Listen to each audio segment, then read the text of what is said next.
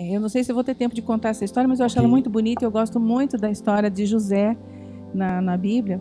E eu acabei... Alguém me perguntou um dia assim, por que os filhos de Jacó eram tão perversos e ele teve José, Benjamim, e José foi um filho excelente, é um exemplo na Bíblia para qualquer pessoa, né, de personalidade e tudo. E eu fui aplicar uma coisa que eu estudei, que são as quatro bases, as quatro necessidades para a estruturação, para que o sujeito se constitua saudável. E essas quatro bases são função paterna, função materna, amor e respeito entre o casal e as regras, os limites, as normas. E aí eu fui aplicar isso na história de Jacó, né?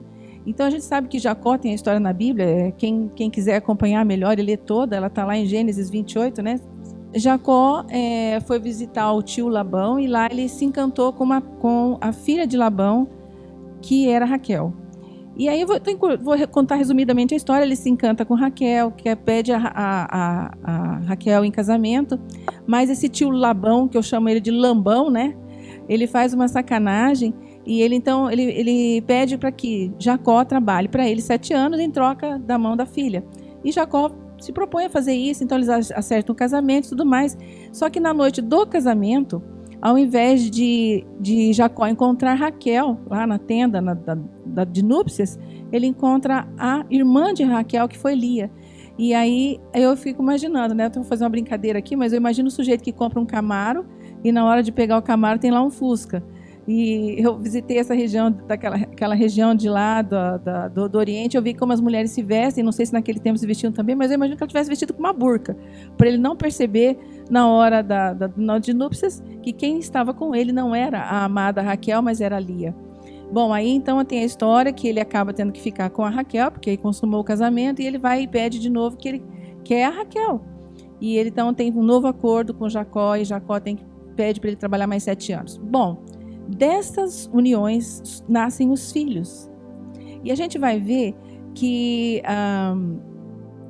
os filhos que ele teve com Lia são justamente os filhos rebeldes. Por que será que os filhos de Lia eram rebeldes? Se a gente analisar como é que era a relação, como eu estou falando aqui de funções, né? Função materna, função paterna. Obviamente que a função paterna houve, ele devia ser um bom pai, de estar presente e tudo mais, mas essa relação de amor e respeito entre o casal não havia. Eu acho que havia ali uma inveja muito grande de Lia com relação a Raquel. Ela devia falar, olha, teu pai dá mais atenção para Raquel, não dá atenção para mim, porque... E agora, então, a Raquel tinha dificuldades para ter filho. Quando Raquel tem um filho, esse filho é a aliança de uma relação de amor. Então, assim, é a consumação de um grande sonho que eles tinham do casamento, da dificuldade que foi para realizar esse casamento, e esse filho vem coroar essa relação. Então, obviamente, que esse menino, José, recebe esse olhar de amor do pai e de amor da mãe. E entre o pai e a mãe existe esse olhar de respeito, de amor, de admiração. Então, José teve permissão de Raquel para copiar Jacó. José sabia que se ele copiasse as virtudes ou admitisse as virtudes que ele herdava do pai nele, ele estaria agradando a mãe. Se ele copiasse a mãe e admitisse, usasse os dons, as virtudes e as qualidades, todas que ele tinha herdado da mãe, ele estaria agradando o pai.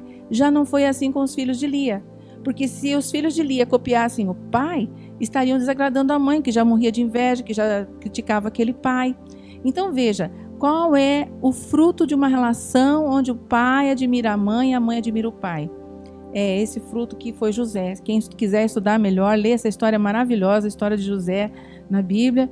Que homem forte ele se constituiu.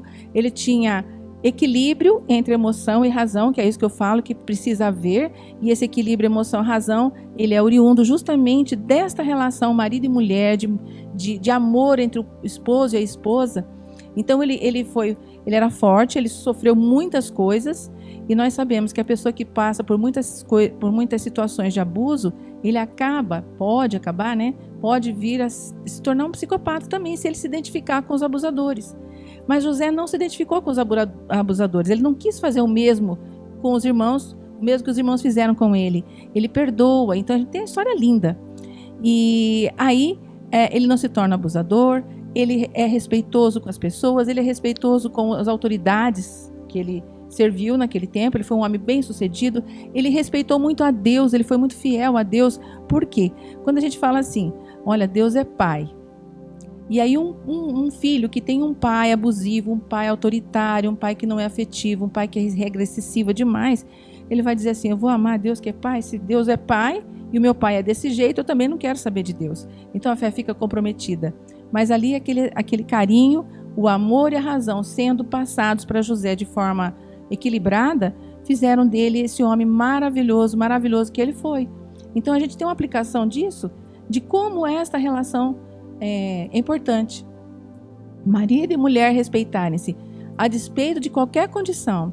Mãe que fala mal de pai para filho gera bandido. E vice-versa. Então, é importante porque os filhos vão pensar assim, olha, se minha mãe fala mal do meu pai, que meu pai não vale nada, e ela casou com ele, me fez com ele, então se eu for bandido eu vou agradar a mãe, porque a mãe gosta de bandido. É a mesma coisa, a mãe que fala mal, né, o pai que fala mal da mãe para a filha. Então, isso é muito importante, esse relacionamento em família de amor e de respeito.